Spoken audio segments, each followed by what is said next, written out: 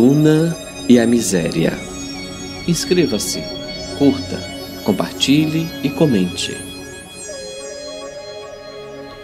Vê-se a miséria desditosa perambulando numa praça. Sob o seu manto de desgraça, clama o infortúnio abrasador.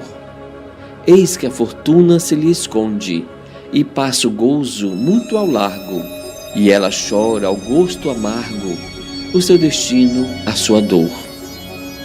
Mas eis que alguém a reconforta, é a bondade, abre-lhe a porta, é a fada, a luz dessa manhã.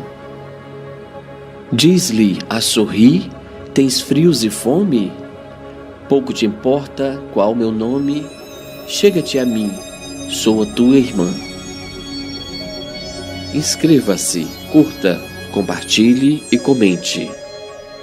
Conheça mais os nossos projetos na descrição deste vídeo. Ajude-nos a levar consolo, esclarecimento e motivação. Contribua com um mundo melhor, com pessoas saudáveis da mente, corpo e espírito.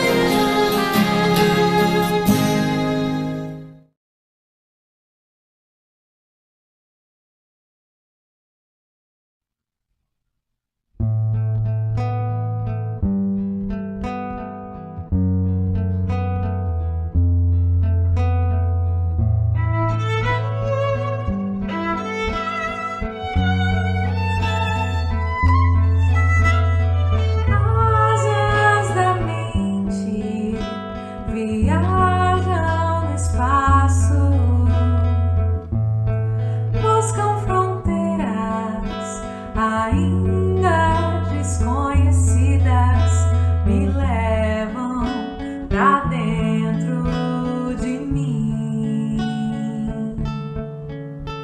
me fazem descobrir novas terras, um outro reino que não terá fim, pra me entender achar.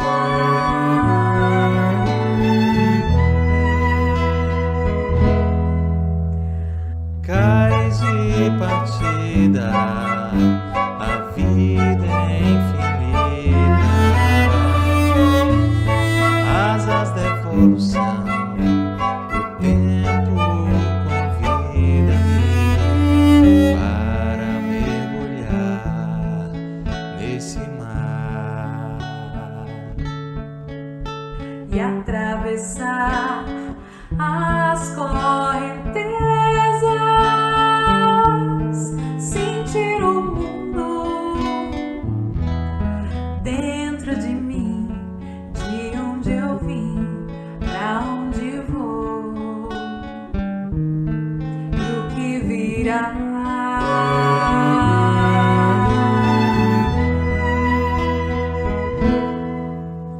Depois, asas dos sonhos, que os sonhos são para sonhar.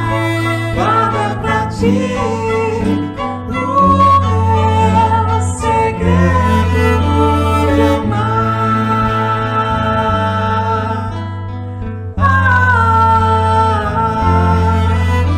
No peito, a voz, minha voz te dirá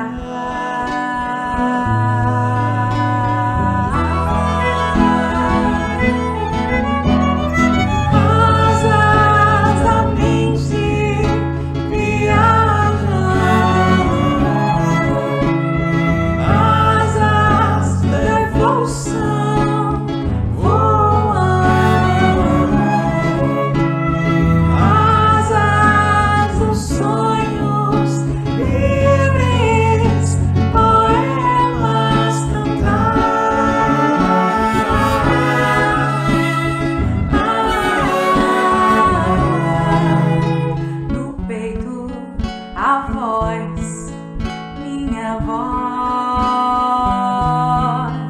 te dirá.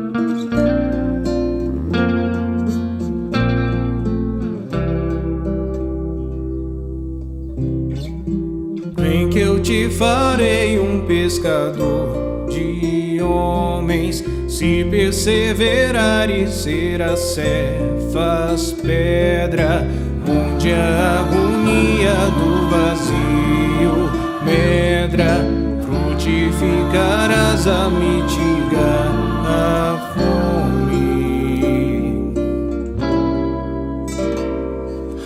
Quero ir contigo, mas receio as águas. Temo afundar enquanto vais andando. Se no horto já pressentes tuas chagas, eu, Tiago e João ao chão em sono. Como não bastasse, eis-me a ferir um soldado que te traz voz de prisão. Sou pequena ovelha atemorizada, balindo negação.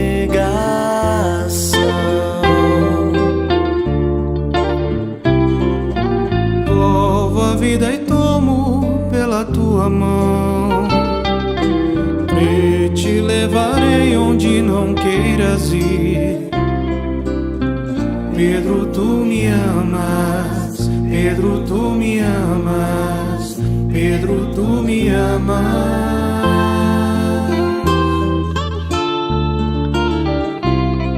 E tu que és a rocha, constrói a minha casa no coração do irmão.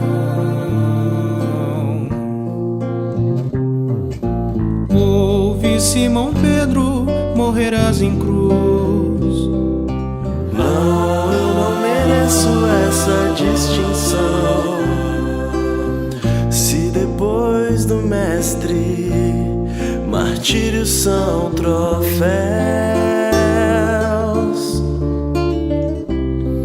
e as mãos que ele tocou e os pés que ele lavou apontarão os céus.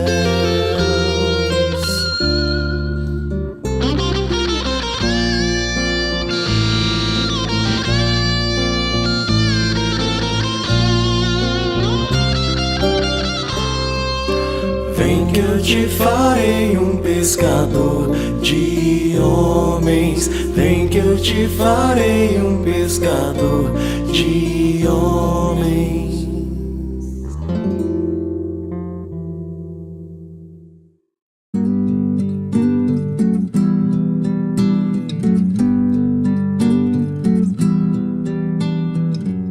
Acredite, estou aqui ao teu lado e vou te ouvir. Venho consolar teu coração.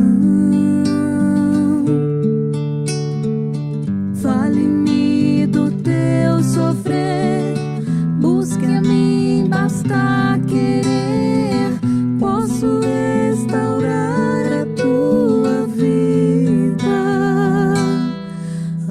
Aleluia, aleluia.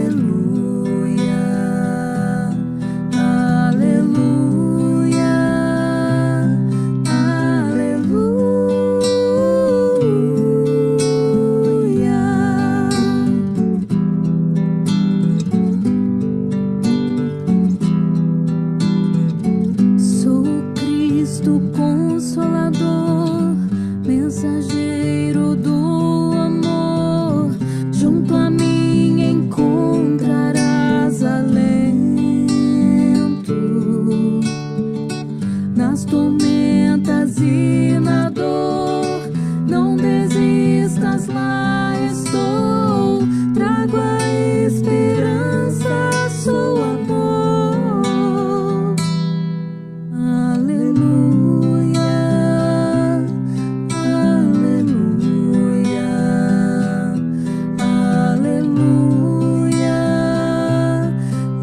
aleluia,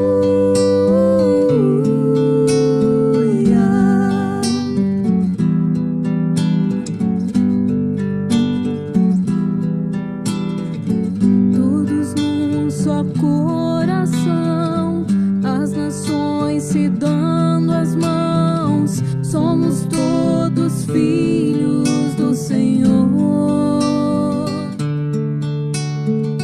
Sai o ódio, entra o amor, vai a guerra, nasce a flor, então cantaremos aleluia, aleluia, aleluia, aleluia,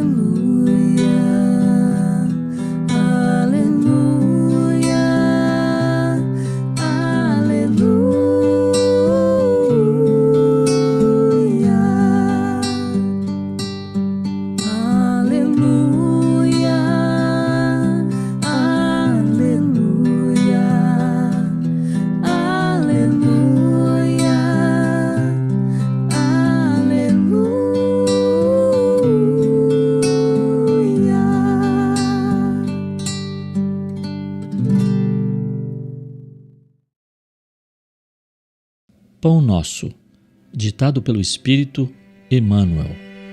Psicografia de Francisco Cândido Xavier. A marcha.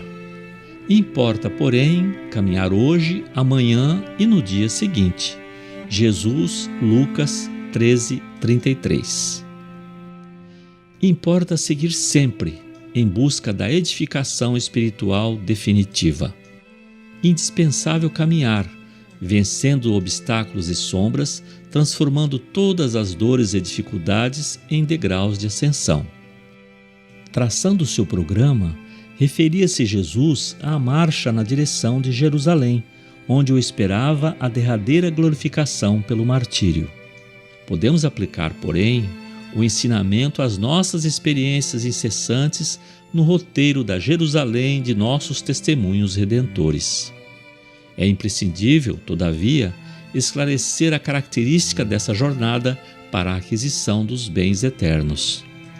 Acreditam muitos que caminhar é invadir as situações de evidência no mundo, conquistando posições de destaque transitório ou trazendo as mais vastas expressões financeiras ao círculo pessoal. Entretanto, não é isso. Nesse particular, os chamados, entre aspas, homens de rotina, talvez detenham maiores probabilidades a seu favor. A personalidade dominante, em situações efêmeras, tem a marcha ensada de perigos, de responsabilidades complexas, de ameaças atrozes. A sensação de altura aumenta a sensação de queda. É preciso caminhar sempre, mas a jornada compete ao Espírito Eterno no terreno das conquistas interiores. Muitas vezes, certas criaturas que se presumem nos mais altos pontos da viagem para a sabedoria divina se encontram apenas paralisadas na contemplação de fogos fatos. Que ninguém se engane nas estações de falso repouso. Importa trabalhar, conhecer-se, iluminar-se e atender ao Cristo diariamente. Para fixarmos semelhante lição em nós, temos nascido na terra, partilhando-lhe as lutas, gastando-lhe os corpos, e nela tornaremos a renascer. Emmanuel.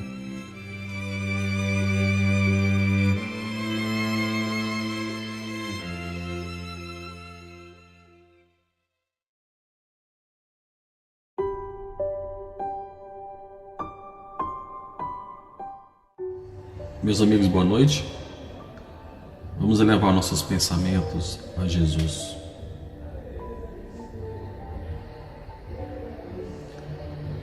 Jesus, nosso Mestre amado, abençoa-nos, Senhor, esta noite. Que possamos ouvir os ensinamentos e com eles aprendermos a ser pessoas melhores. Que o perdão, a compreensão, a boa vontade e o espírito de servir estejam cada vez mais presentes nos atos de nossa vida. Onde estejamos, que o vosso Evangelho se espalhe e que possamos contribuir para o bem daqueles que estão à nossa volta. Que nossas mentes e corações se abram às lições que serão apresentadas nessa noite. Que os Espíritos benfeitores, seus emissários, possam abençoar nossos lares, socorrendo a todos que aqui residem. Agradecemos pelo vosso amparo, Senhor, de hoje e de sempre em nossas vidas. Que assim seja.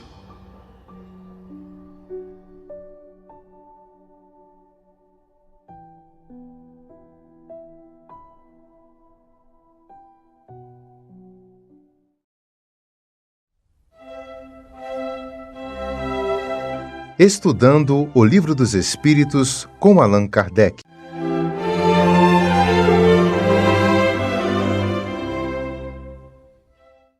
Caro amigo internauta, meu muito obrigado por estar aqui acessando novamente o nosso vídeo. Nós vamos hoje tratar da questão número 126 da doutrina do Livro dos Espíritos, que está na sua parte segunda, do Mundo Espírita, o Mundo dos Espíritos, em seu capítulo 1º, que trata dos espíritos. E a questão 126 é a seguinte: chegados ao grau supremo da perfeição, os espíritos que andaram pelo caminho do mal têm, aos olhos de Deus, menos mérito do que os outros? E os espíritos respondem assim: Deus olha de igual maneira para os que se transviaram e para os outros, e a todos ama com o mesmo coração. Aqueles são chamados maus porque sucumbiram. Antes não eram mais que simples espíritos. Nós sabemos, e já tivemos oportunidade de estudar nessa obra, que o mal não existe por si mesmo. O mal é apenas a ausência do bem.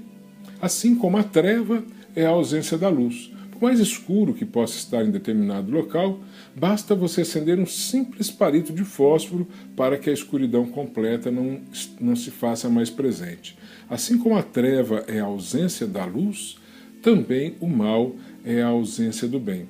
Todos nós fomos criados como espíritos eternos que somos, simples e ignorantes. E começamos a nossa caminhada fazendo as nossas escolhas através do livre-arbítrio.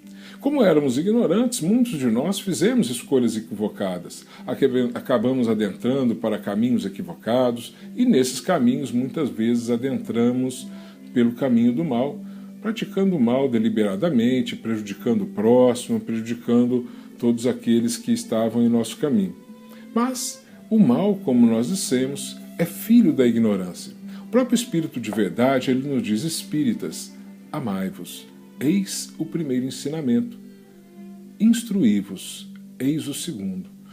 Nos mostrando a necessidade de, além do amor, de buscar a instrução, porque é ela que vai direcionar os nossos passos, que vai qualificar as nossas escolhas no exercício do livre-arbítrio. Por isso que nós temos que buscar o aprendizado, como Emmanuel nos disse: o amor é uma das asas, e a instrução, o intelecto, é a outra das asas, e nenhum pássaro consegue alçar o seu voo com uma só das asas. Só a asa do amor não vai conseguir alçar voo, e também só a asa do intelecto não.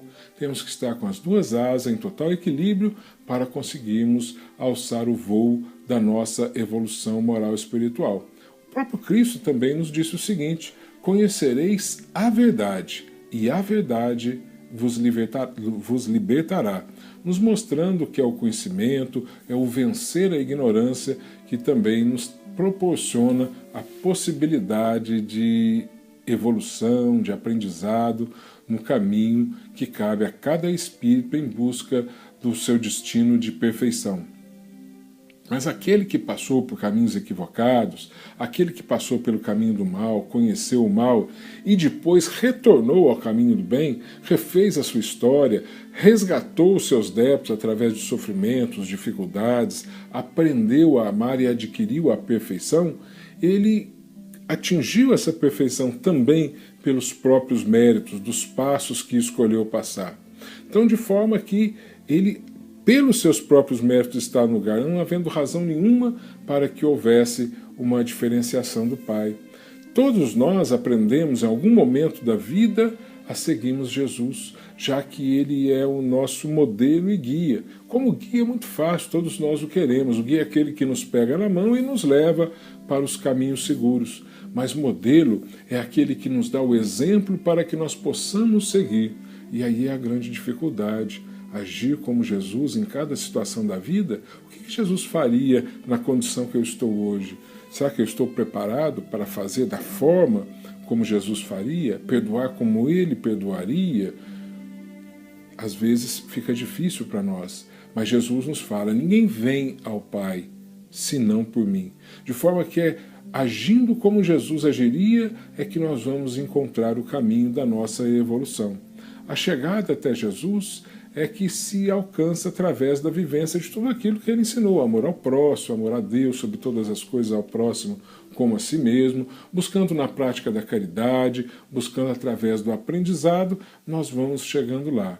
Todos nós somos filhos de Deus e Ele ama a todos nós, mesmo aqueles de nós que transviamos pelos caminhos da maldade, do mal, que prejudicamos os nossos irmãos. Quando nós adquirimos a possibilidade de retornar para o caminho do bem, sempre vão ser renovadas as nossas oportunidades. Se entre nós encarnados, um pai, homem, ele não ama menos o seu filho porque ele transviou no caminho do que um outro que sempre foi sucesso em tudo aquilo que ele resolveu trabalhar, tudo aquilo que ele resolveu fazer na vida, ele não tem aquela preferência em razão disso, porque o Pai, Deus, que é magnânimo, que é todo bondade, todo perfeição, iria fazer uma diferenciação como essa. Por muito maior razão, não existe certamente essa diferenciação.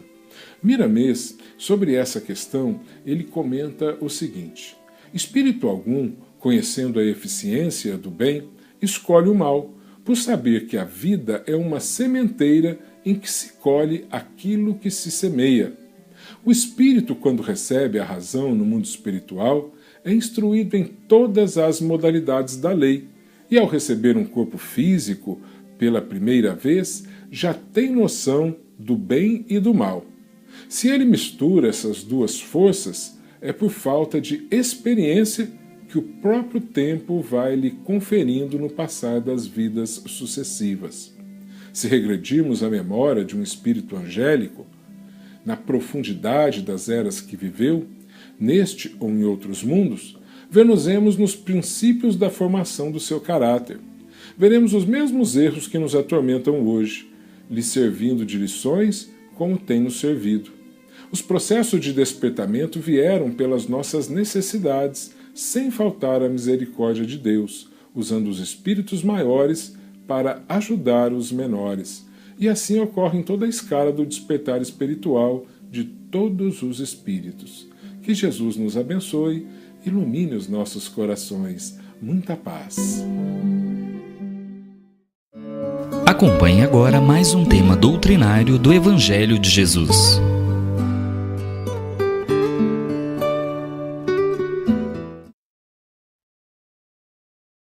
Nossa saudação fraterna, você que acompanha essa nossa live de hoje. Nós vamos conversar sobre a porta estreita, que está no registro de Mateus, no capítulo 7, versículos 13 e 14, e que Allan Kardec desenvolve no Evangelho segundo o Espiritismo, no capítulo 18, nos itens 3 a 5. Se você quiser escrever algum comentário aí na área de texto, fique à vontade. Se tiver alguma pergunta no meio do caminho também, fique à vontade, que a gente inclui aqui no nosso comentário. Bom, a existência na matéria é o nosso caminho para alcançar a vida verdadeira. Nós todos estamos sujeitos à encarnação. Espíritos criados simples e ignorantes, como a gente aprende com Allan Kardec na codificação espírita, nós nos desenvolvemos até adquirir a capacidade de pensar, de raciocinar, e com isso nós vamos exercitando o livre-arbítrio e com ele a responsabilidade, e assim nós vamos avançando, submetidos a uma lei chamada lei de evolução. Tudo evolui no universo, tudo que é obra de nosso Pai Criador está em processo de evolução. E nós, espíritos, necessitamos desenvolver consciência a respeito dessa realidade. Assumir as responsabilidades em relação à nossa própria evolução e caminhar com os nossos próprios pés, com os nossos próprios passos. Nós nos condicionamos ao longo de séculos e até milênios a estar dependentes da religião, dependentes do sacerdote, do representante da religião, e fazemos o processo natural de transferência, muitas vezes. Substituímos a antiga igreja pelo centro espírita, e o antigo sacerdote, ou pastor, ou representante, pelo dono do centro, ou pelo médium principal, ou pelo palestrante, e assim repetimos as experiências enganosas do passado, transferindo aos outros a responsabilidade do nosso crescimento e desenvolvimento espiritual. Mas tem um símbolo muito simples e que ajuda a gente a entender o significado do que nós estamos aqui colocando. Para poder situar, eu me lembro que a minha filha gostava muito de animaizinhos de estimação, e com isso nós tivemos muitos tipos de animais de estimação. Inclusive, uma vez ela queria um aquário de borboletas. Aí eu disse, mas minha filha, como é que nós vamos conseguir isso? Minhas amiguinhas na escola disseram que se a gente for na feira, a gente encontra. Nós estávamos vivendo na Espanha na época, e aí fomos à feira e, de fato, eles vendiam um viveirinho com as lagartinhas. E aí a gente pegava a folha da parreira e colocava, não é? Para bichinha comer. E aí comia. Com o tempo, então, fazia o casulo e depois começava a voar, fazia o cruzamento, botava ovinhas de novo e a gente soltava as borboletinhas, aí as ovinhas começavam todo o ciclo outra vez. E numa dessas vezes, uma dos bichinhos não conseguia sair do casulo. Se mexia e não acontecia nada. E as outras todas saíram, se tornaram borboletas, fizeram o cruzamento, botaram ovinhas, saíram voando e foram embora, e aquela ficava lá, não saía do casulo. Então nós pensamos, o que nós vamos fazer? Minha filha perguntou, pai, o que a gente faz? Eu disse, não sei, filha. Quem sabe a gente ajuda ela, não é, para ver o que acontece. Aí ajudamos, com a tesourinha, com cuidado, cortamos o casulinho, ela caiu, ploft, nunca voou. E aí a gente vê que o exercício que o bichinho faz de sair, de romper o casulo, fortalece as asinhas, desenvolve as asinhas para poder voar. Aquela teve algum problema genético e a ajuda não solucionou o problema. Talvez ela nunca conseguisse sair mesmo, não é?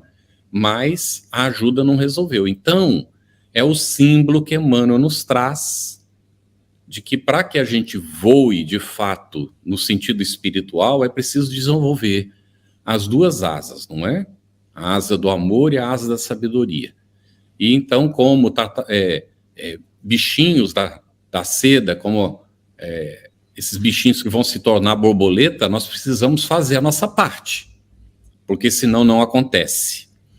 Ou seja, Os espíritos, por mais que nos ajudem, as pessoas com quem nós convivemos, por mais que nos ajudem, não podem caminhar por nós, não podem fazer a evolução por nós.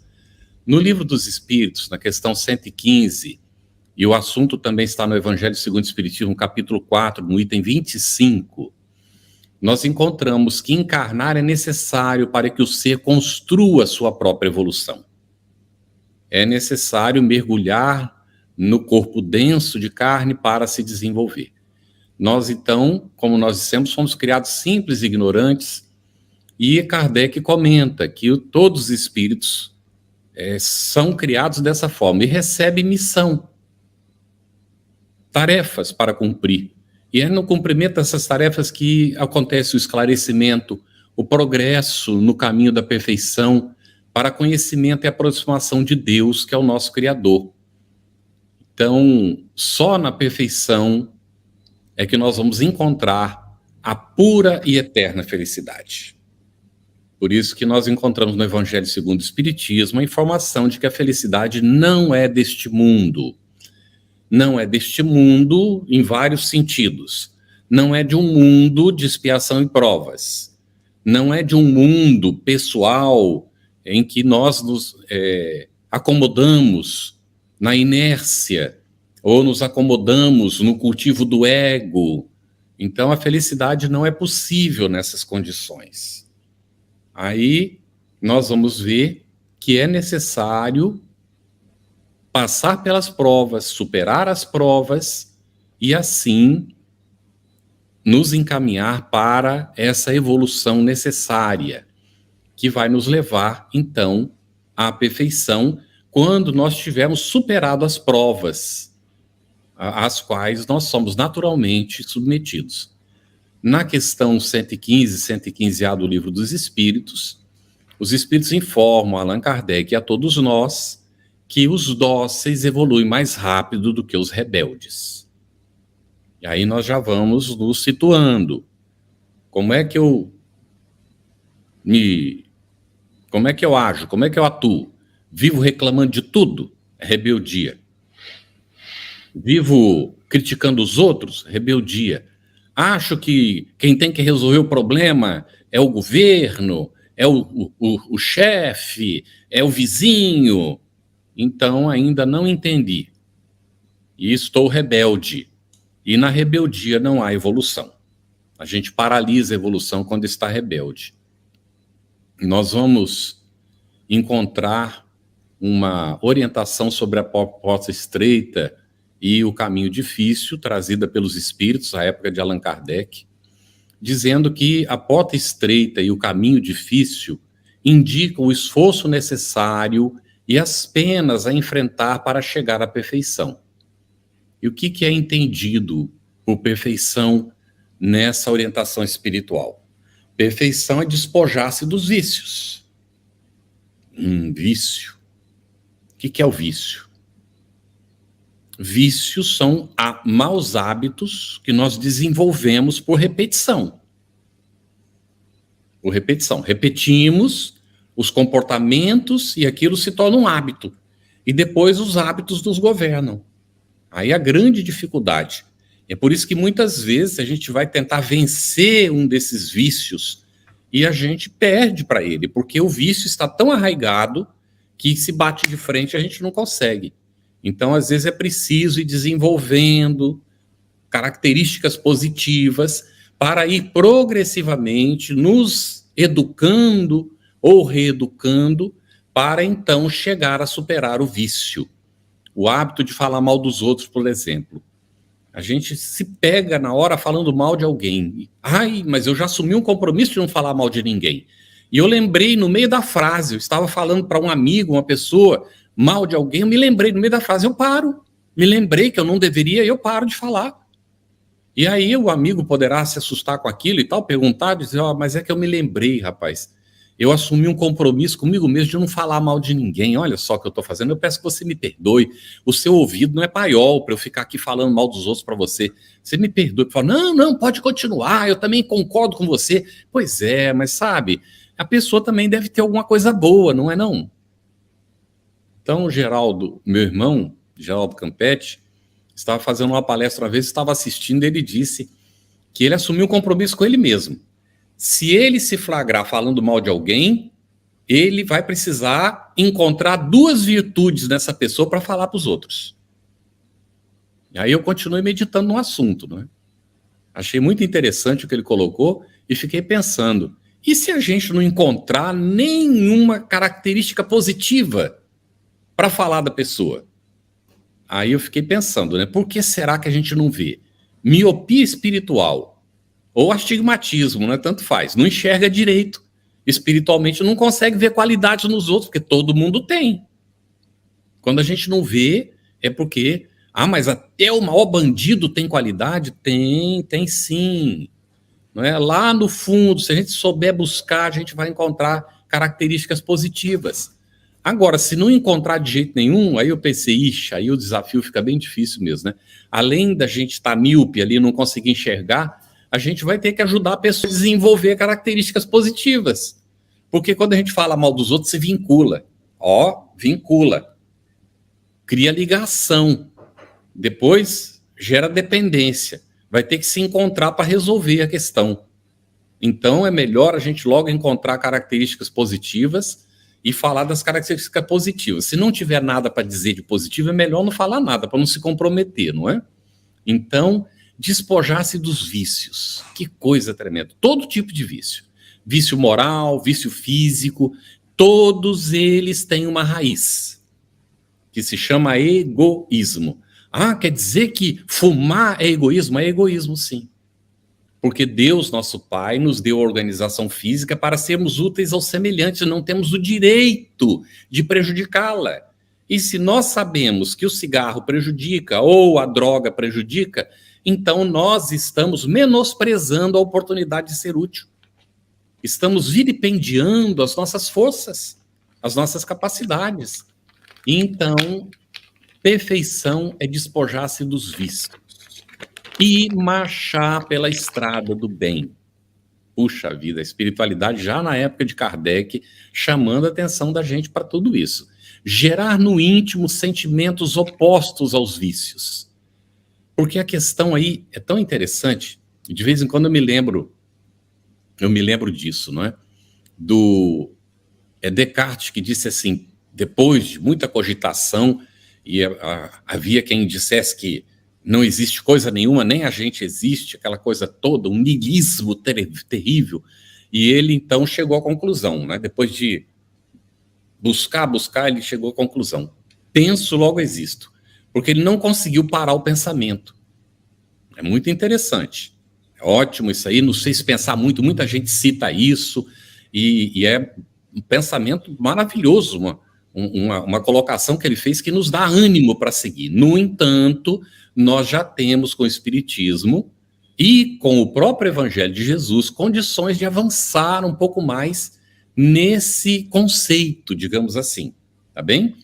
Olha lá, será que, de fato, eu posso me acomodar no penso, logo existo? Jesus disse que a boca fala do que está cheio o coração. Por que será? Porque nós não somos só pensamento. O espírito, encarnado e desencarnado, em qualquer condição que se encontre, não é só pensamento. O pensamento é um atributo essencial do espírito, mas há um outro atributo, não é? E o pensamento é uma potência, mas há uma outra potência, um outro atributo que é fundamental e que talvez caracterize com mais propriedade o que nós somos de fato, que é o nosso sentimento. É por isso que Jesus utilizou o símbolo do sentimento é o coração. A boca fala do que está cheio o coração.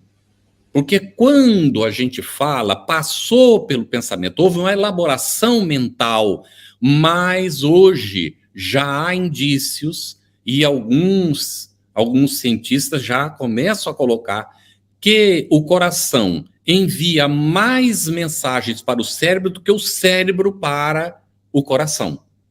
Então, o coração é um órgão impressionante, que é a sede simbólica do sentimento. Então, nós percebemos que Jesus já nos anunciava, e ele tem razão, que a boca fala do que está no coração, porque o pensamento já nasce do que nós sentimos.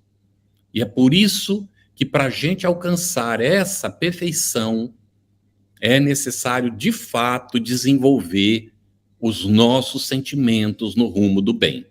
Então, nós já comentamos dos vícios, a importância, então, de substituir os maus hábitos pelos bons hábitos. E estar atentos aos nossos sentimentos, porque aí é onde nasce. E o sentimento é uma coisa impressionante, porque quando a gente sente o mal do próximo, a gente acaba pensando o mal do semelhante, a primeira coisa que a gente faz é dar um banho de negatividade nas nossas próprias células, na nossa própria organização perispiritual.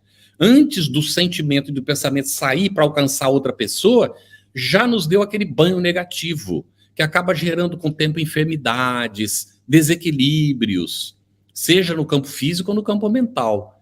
Então, nós vamos ver que os que encontram a porta estreita e o caminho apertado, aquele caminho que é difícil de trilhar, e esse caminho, não é, ele vai ter duas margens, segundo a espiritualidade nos explica. Uma margem é o trabalho e a outra margem é a humildade. Não é esse caminho aí difícil, caminho também estreito, é mais uma trilha, de repente, para chegar na porta estreita ali. Então, os que encontram essa porta estreita e o caminho apertado, eles praticam o trabalho, o amor, a caridade, a humanidade, a tolerância, o desinteresse, o devotamento. Vamos lá.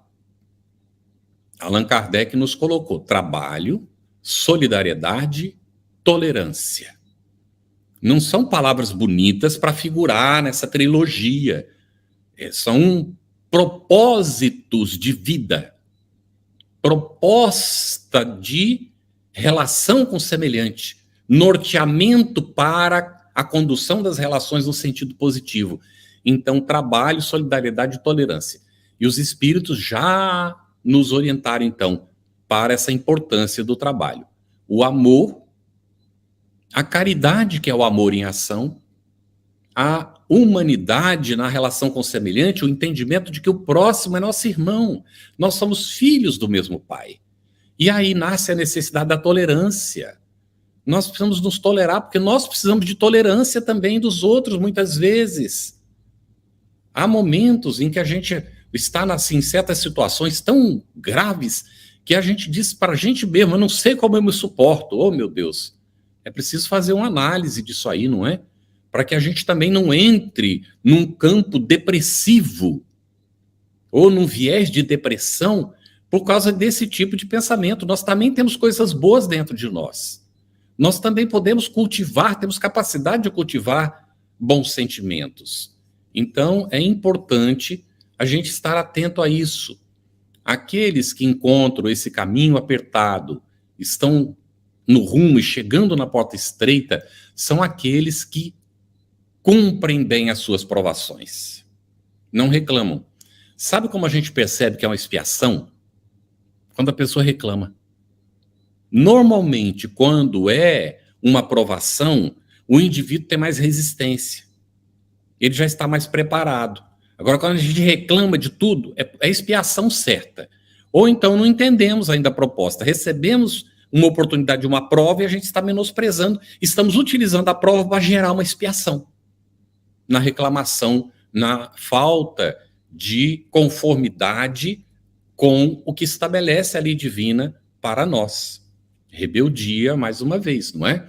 Então, esses que encontram esse caminho apertadinho, que chegam na porta estreita, resistem aos maus instintos, não se deixam levar pelas paixões, eles resistem às más tendências, que acabam gerando necessidade de novas reencarnações. Ou estou repetindo aí a redundância, né? Novas reencarnações, é a questão, então, da necessidade de reencarnar para reparar os enganos cometidos. No Evangelho segundo o Espiritismo, no capítulo 4, no item 25, Kardec comenta que esses prolongam a necessidade da reencarnação, que acaba por se constituir um castigo. e usam mal da liberdade que têm. Quando têm oportunidade de ser úteis ao semelhante, exploram o semelhante, abusam da oportunidade, acumulam bens para si, para os consanguíneos, para os chamados amigos do conchavo. E aí se posicionam de maneira beligerante em relação ao semelhante, são extremados nas polaridades. Então, o outro é inimigo simplesmente porque já não concorda, não pensa igual, ou não tem os mesmos, as mesmas convicções, e aí acaba gerando aquelas situações difíceis, partidárias, extremistas, que não levam a construção nenhuma. O espírita extremista não combina, hein? E por mais que haja resistência, Kardec deixou claro, o verdadeiro espírito e o verdadeiro cristão são a mesma pessoa. Podemos não aceitar, é do nosso livre-arbítrio, mas nós estamos equivocados se não aceitamos. Então, o cristão é dócil, não é beligerante. Então, toda proposta beligerante não é espírita. Por mais que a pessoa se diga espírita, a proposta dele não é espírita. Porque não combina com os postulados do espiritismo. Então, nós vemos que o indivíduo usa mal a liberdade, retarda a sua marcha evolutiva, se compromete, conforme está aí no Evangelho segundo o Espiritismo, no capítulo 4. Nós vemos também que esses indivíduos que escolhem a porta larga e o caminho espaçoso que conduzem à perdição são em maior número. Opa! Será que ainda continua sendo em maior número? Vamos examinar isso, hein? Na época da codificação, nós estávamos vivendo o período chamado de transição entre expiação e provas e regeneração. Bem, segundo uma mensagem do Dr. Barry, lá na Gênesis, capítulo 18, mais ou menos um século antes, a Terra já tinha entrado nesse período de transição, antes da codificação. Tá bem? Então, como já estamos aí uns 160 anos, né, mais ou menos, da codificação, um pouco mais que isso, então, há 260 anos, mais ou menos, é que começou esse período de transição. Bem, nós sabemos que em 2010, as comemorações do centenário de Chico Xavier, num congresso realizado em Brasília, Divaldo Franco recebeu uma mensagem de Bezerra de Menezes informando que os espíritas reunidos naquele período nas cercanias da Terra chegavam à conclusão de que o planeta estava adentrando o período da regeneração. Adentrando, hein? Começando. Se nós olhamos a eternidade, o significado do tempo se perde e nós ficamos meio assim, não é? Aqui na Terra, medindo as coisas, às vezes com vara curta, porque a gente não conhece as medidas da eternidade, a gente nem sabe o que significa isso, né? Então, a gente acha que, porque já está começando, entrando o período da regeneração, nós já estamos na regeneração. Alguns espíritos até ficaram assim meio dizendo, como é que pode? Não há mudanças que comprovem isso, essa coisa toda.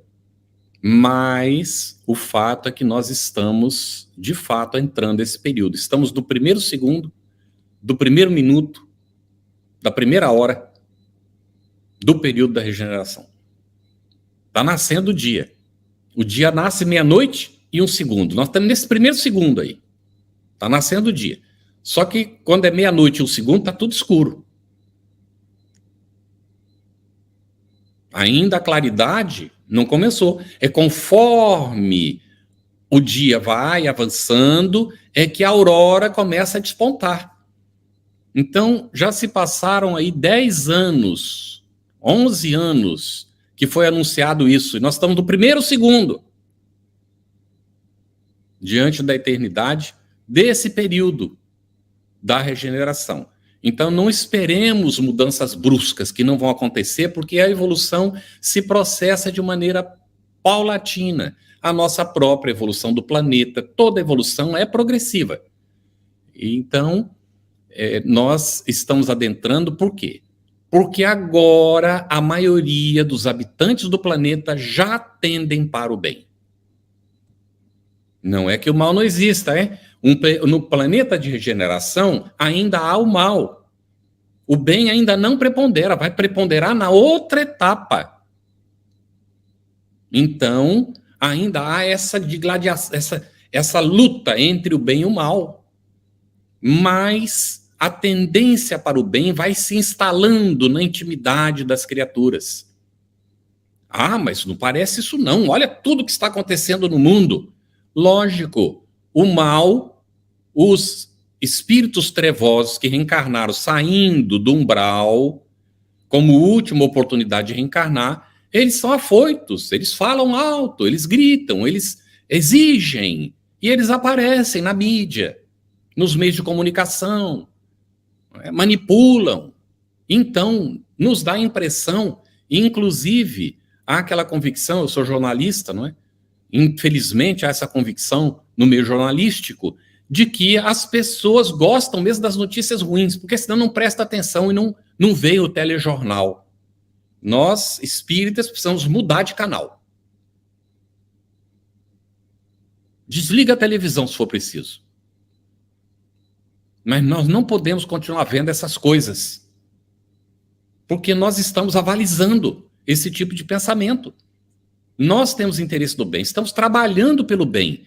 Então nós queremos que se promova o bem, que se fale do bem, e não das coisas negativas, do político que fez não sei o quê, não sei o quê, não sei o quê, do outro que não sei das quantas, só coisa negativa, da quantidade de gente que está morrendo na pandemia e a quantidade de médicos, de enfermeiros, de profissionais da saúde dedicados, quantos estão se salvando, e o auxílio aos familiares que estão ficando, que precisam do nosso concurso e não dessas informações negativas que ainda aumenta essa psicosfera negativa em torno deles.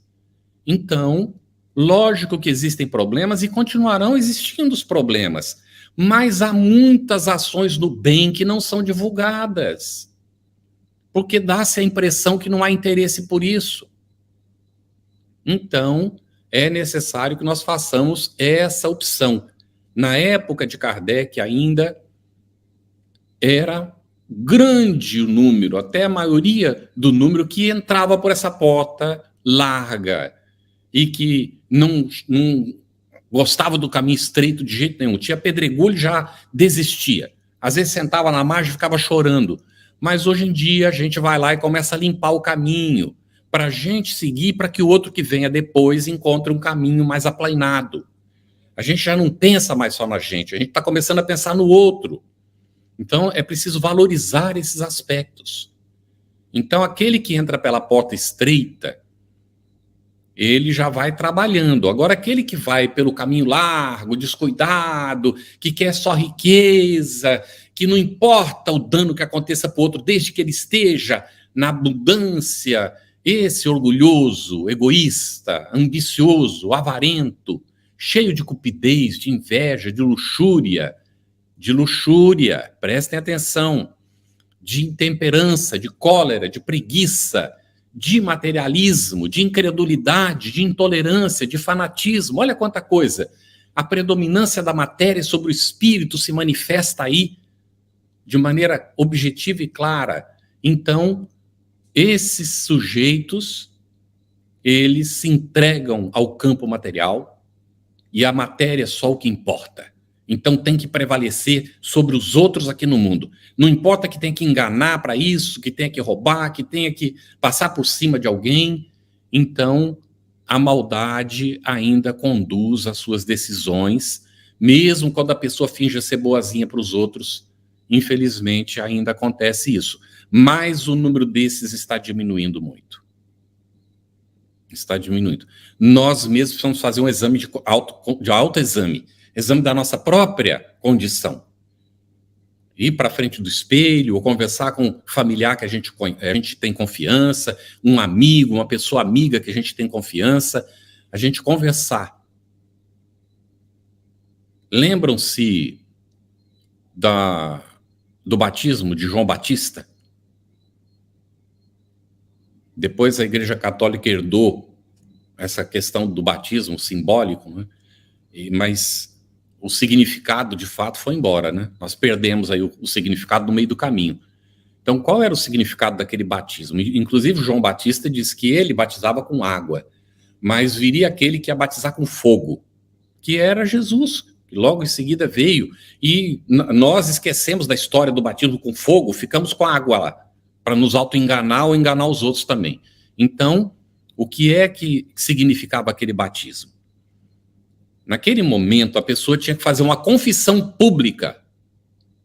Estava entre os da comunidade. E ele falava das suas mazelas e assumia um compromisso de transformação. E por isso, então, simbolicamente, recebia aquele banho, aquele mergulho na água do Rio Jordão, como uma expressão de limpeza, pelo compromisso de não voltar a cometer os mesmos enganos, de se tornar um cidadão mais útil para a comunidade. Nós esquecemos disso. Então, o indivíduo nasce, não tem consciência das responsabilidades ainda que vão ser desenvolvidas, já é batizado. Que valor tem isso? Com toda sinceridade. E vejo que há muitos enganos, né? A gente vai evoluindo. Eu devo ser dos poucos espíritas que fui batizado num centro espírita. E a gente tem muito respeito pelos pioneiros do trabalho, ainda vinham da Igreja Católica, era natural isso, não é? Então, nascemos no interior, e os pais, a mãe ainda era católica, e o pai tinha recém saído do catolicismo, não fazia muito tempo, então, como o centro batizava, não é? Tinha que levar lá para batizar. Graças a Deus, o centro continua até hoje atuando, não existe mais nada de batismo há muito tempo. Eu creio que deve ser dos primeiros e dos últimos, né? Que na época recebeu o tal do batismo. Tinha até padrinho que levava bala para mim, eu adorava as balas que ele levava. Então, o batismo tinha aquele significado de transformação de fato, de compromisso com a melhoria espiritual. Ou seja, um compromisso de seguir pelo caminho apertado para chegar na porta estreita. Aí vamos nós. O momento atual é de muita reflexão. Muita reflexão mesmo. Nós estamos convidados, não apenas diante da pandemia.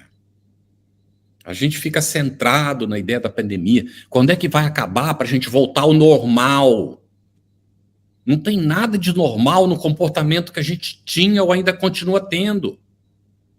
De exploração do planeta até a exaustão. Da construção de veículos que nós sabemos que estão prejudicando a atmosfera. Do uso de instrumentos para a nossa diversão que causam prejuízo para o semelhante, prejuízo para o planeta. Uma série de coisas que nós precisamos corrigir. É preciso mudar os parâmetros. Essa produção desenfreada de plástico que a natureza leva 500 anos para absorver. Quando é que nós vamos parar com isso? Esse consumismo desenfreado, inclusive de roupa. Ah, mas a gente dá a roupa para o pobre quando não quer mais. Tem certos lugares em que não tem pobre para dar roupa. A roupa acaba sendo enterrada em algum lugar, jogada no lixão. A natureza leva um tempo enorme para absorver tudo isso. É o consumismo desenfreado. Então nós precisamos realmente fazer uma mudança de paradigmas. Isso é seguir pela porta larga, comendo sobejamente, sem se importar se o outro tem fome ou não.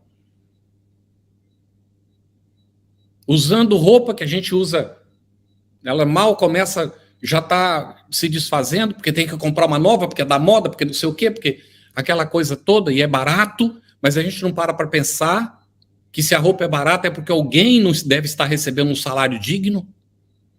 A gente quer comprar tudo barato, mas não se dá conta que às vezes tem escravos produzindo aquilo, ganhando miséria, para poder produzir aquilo naquele preço, naquele valor tão barato, daquele jeito. E assim vai, não é? E a gente vê hoje em dia as crianças, inclusive. Às vezes os avós vêm contar para a gente isso, né? Que o netinho, a netinha, quando vai no supermercado, aí chega lá, né? Tem o leite no plástico ou no vidro. Nos Estados Unidos, né? No Brasil, eu acho que não bota mais leite em vidro nenhum, é só plástico, né? E aí o menininho chega e aponta o vidro, é para comprar o vidro, o leite do vidro. É mais caro um pouco, mas é esse que é para comprar, não é o do plástico, não. Porque se ninguém comprar o do plástico, vão ter que voltar a botar o leite todo no vidro. Então, são as opções nossas. O que é que nós estamos fazendo no nosso dia a dia? Porque a gente costuma dizer que a responsabilidade é do outro. Vamos lembrar da lagartinha lá do começo, hein? A lagartinha lá do começo. A responsabilidade é do outro. O outro é que tem que fazer, resolver. Eu não preciso. Então, mas eu não estou fazendo mal para ninguém. Ai, Senhor, uma vez, uma tia estava conversando com o irmão dela, tio também da gente, e a família era católica e ele não era nada. Aí depois a família se tornou espírita e ele continuou não sendo nada. Não tinha afinidade de forma nenhuma com qualquer esforço no campo, né? E um dia a tia estava conversando com ele, né, dizendo da importância dele, não é, pelo menos ler alguma coisa e tal. E ele então disse assim: mas minha irmã, você sabe que eu não faço mal para ninguém. Aí é o desconhecimento e a ignorância voluntária, não é? Porque está lá no Livro dos Espíritos. A ausência do bem já é um mal em si mesmo. Se a gente não faz nada de mal para ninguém, mas também não faz o bem, então aquilo já é um mal, porque não está aproveitando a oportunidade. Então nós oramos por esse tio, já está desencarnado, e logicamente, se não despertou, vai despertar algum dia, para a necessidade de utilizar as energias do campo do bem, para auxiliar o semelhante. Não é necessário buscar e pensar, não é que, algum dia, quem sabe, eu vou fazer uma obra que nem a do Divaldo. Eu vou só contar para vocês o que eu ouvi, não é, de um amigo. Ele disse que tinha um senhor que visitava o Chico. Era um senhor muito descuidado, bem maltrapilho, e tinha assim um cheiro desagradável, inclusive. E o Chico recebia, conversava com ele, abraçava, aquela coisa toda. E aquele homem humilde, humilíssimo, aquele homem, não é? E ali e tal. E aí veio a desencarnar o senhor, esse desencarnou. E o Chico então falou para esse amigo que me contou, diretamente para os planos superiores. Estava terminando de cumprir com o compromisso dele aqui na Terra, já não tem que reencarnar mais aqui. E a gente, sem saber, não é? Às vezes olha e menospreza, tem nojo, inclusive. Esse tipo de coisa assim, que ainda acontece, infelizmente. Aí a gente vê a situação das discriminações. Aí a pessoa se sente discriminada. E no sentido de se defender diante daquilo que é chamado as maiorias, o indivíduo discrimina os outros e não se dá conta que está fazendo isso. Fica naquele círculo vicioso. Então, é um momento de muita reflexão que nós estamos vivendo agora. Qual a porta e o caminho que nós estamos escolhendo? Não é nas nossas ações só. É no nosso próprio sentimento. Como é que nós sentimos? Senhor, isso é uma luta diuturna, não é? E às vezes a gente baixa o padrão vibratório e aí sintoniza com o outro que está pensando mal da gente. E aí aquilo vira uma coisa, sabe? Nossa, a gente que é médium percebe, aí tem que orar, não é? Às vezes eu digo assim para minha mulher: nossa, eu estou sentindo uma vibração. Ela diz: não esqueça, ore. Não pode esquecer de orar.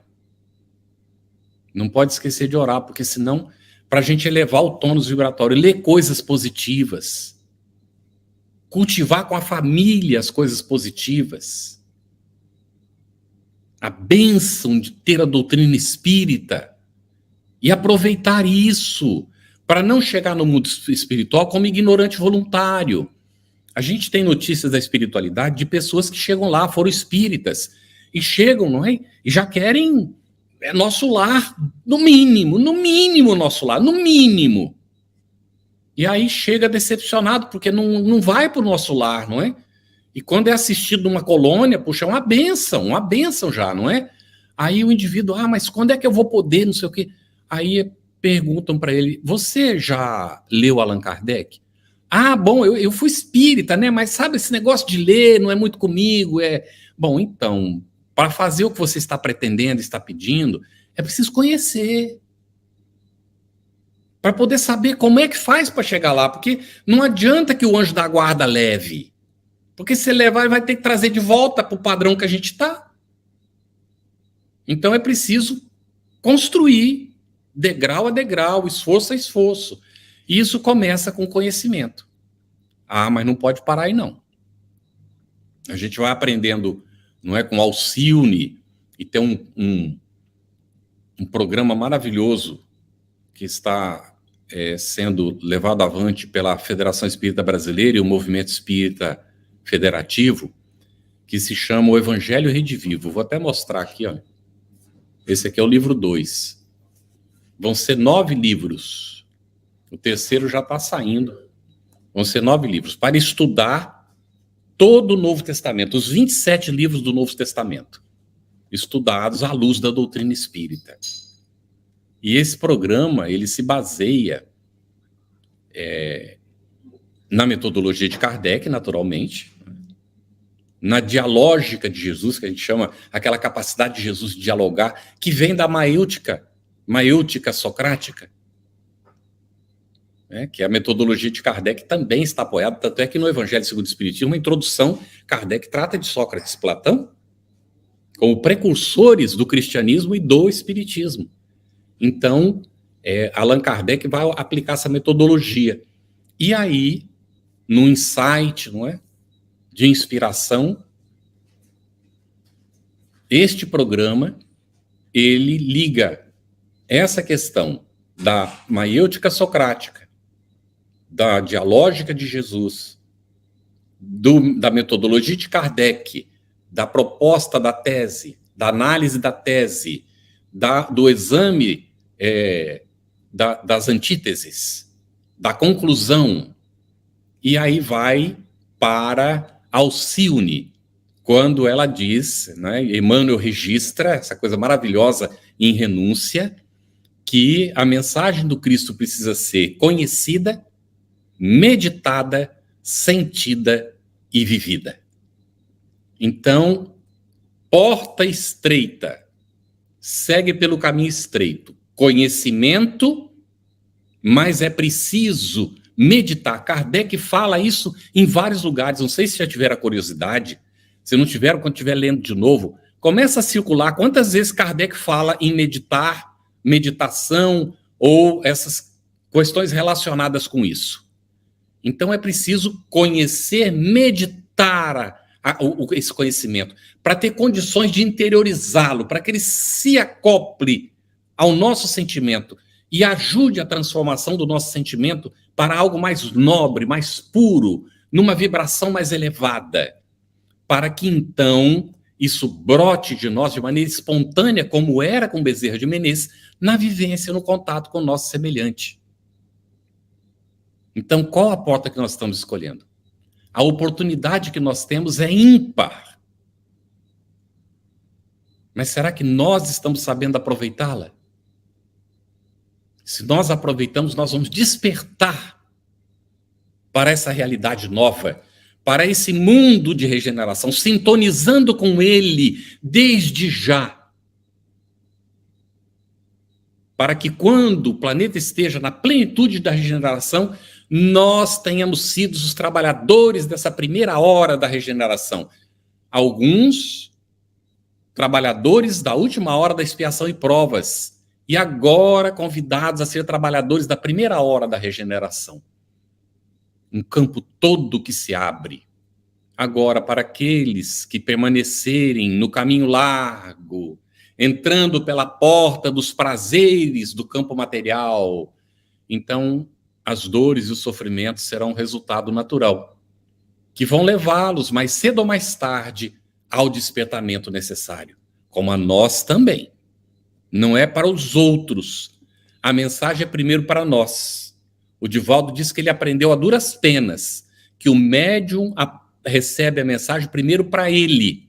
Quando eu leio, eu posso não ser médium, por coincidência eu sou, mas não importa se a pessoa não tem mediunidade ostensiva, ela pega o evangelho, ela lê, a lição é para ela, não é para o familiar, não é para o vizinho, não é para o chefe, é para a pessoa mesmo, é ela que está encontrando a lição.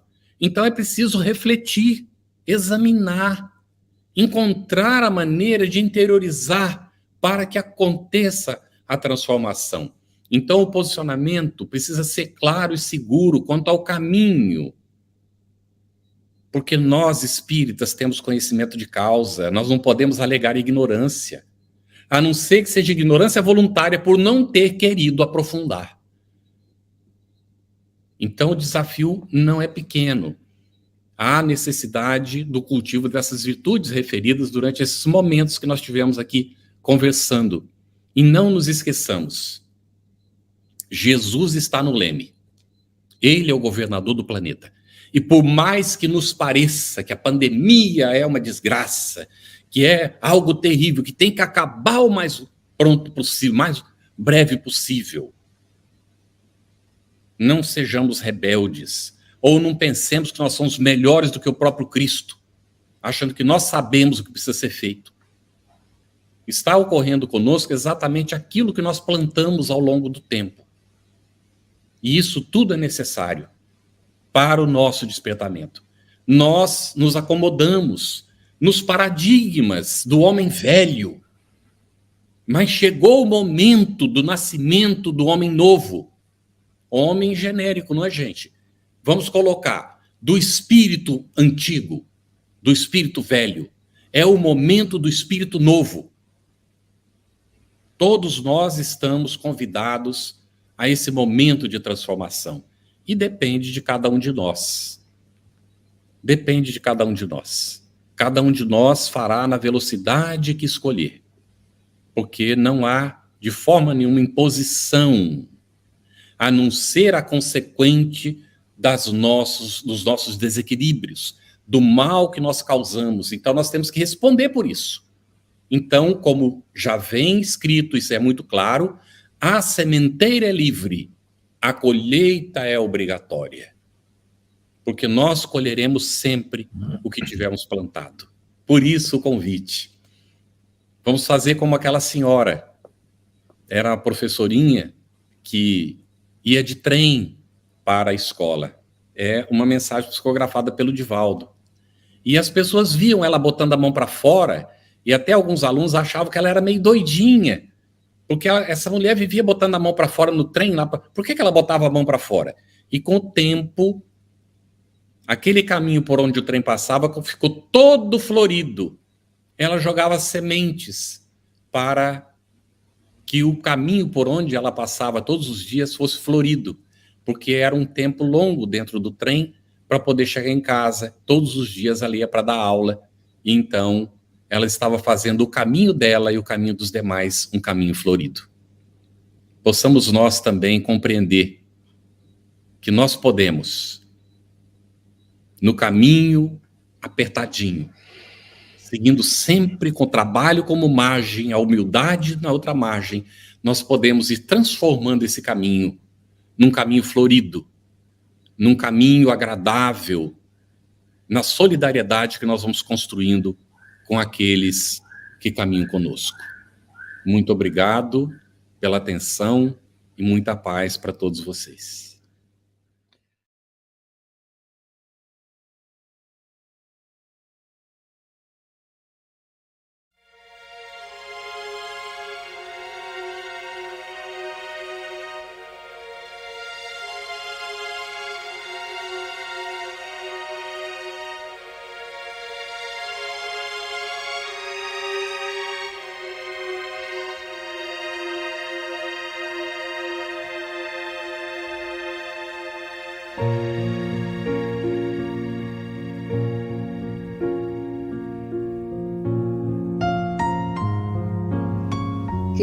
irmãos em Cristo, nesse momento de suave meditação, pedimos a presença de espíritos amigos para esse passe. Senhor de infinito poder e bondade, ajudai-nos a retirar da nossa mente todos os pensamentos negativos que se encontram alojados em nossa alma, fruto da nossa condição de ser imperfeito. Que ideias de vingança, pensamentos inferiores e egoístas sejam afastados da nossa mente. Que os desequilíbrios emocionais, a ansiedade, impaciência e estresse sejam corrigidos, visando uma nova harmonia do nosso ser. Que todas as doenças alojadas em nosso corpo tenham seu mecanismo de enfermidade interrompido no nosso sistema de defesa orgânico e inicie a revitalização da nossa saúde. E assim, meu Pai Celestial, com suas bênçãos e as energias luminosas e curativas de seus missionários, possamos receber as melhores vibrações energéticas através deste passe e que essas vibrações venham em forma de ideias edificantes, de otimismo, alegria e nos fortaleça para o perdão, a paciência e a serenidade necessárias à resolução de nossos problemas e provações. Peço, Senhor, que nos ensine a viver um dia de cada vez, que nos oriente a superar os traumas do passado e guardar apenas as lições valiosas, tanto de experiências felizes como as dolorosas. Também, Senhor, permita o cuidado necessário para controlarmos o medo diante do futuro que ainda está fora do nosso alcance.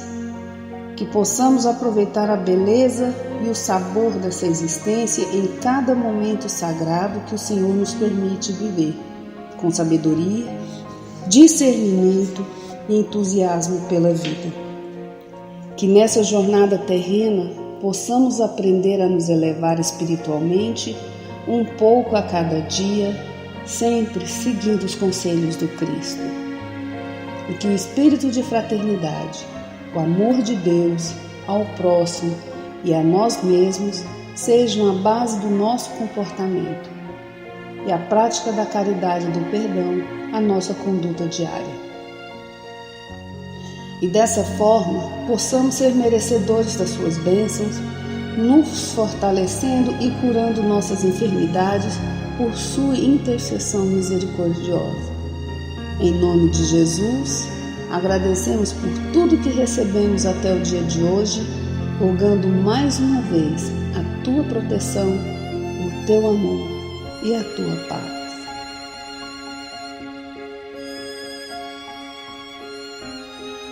E continuando nessa vibração de amor, nós agradecemos aos bons espíritos que se dignaram de comunicar-se conosco e lhes rogamos que nos ajude a pôr em prática as instruções que nos deram e façam que ao sair daqui, cada um de nós se sinta fortalecido para a prática do bem e do amor ao próximo.